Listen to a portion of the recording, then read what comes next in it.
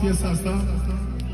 Am făcut-o pentru fata care m-a iertat la nesfârșit, Și e momentul, piesa asta a ajuns foarte virală pe TikTok în ultima perioadă. Și dacă vreți să fiți viral pe TikTok, e momentul să puneți asta pe TikTok. Sunteți pe TikTok? Hai! Mă distruge asta.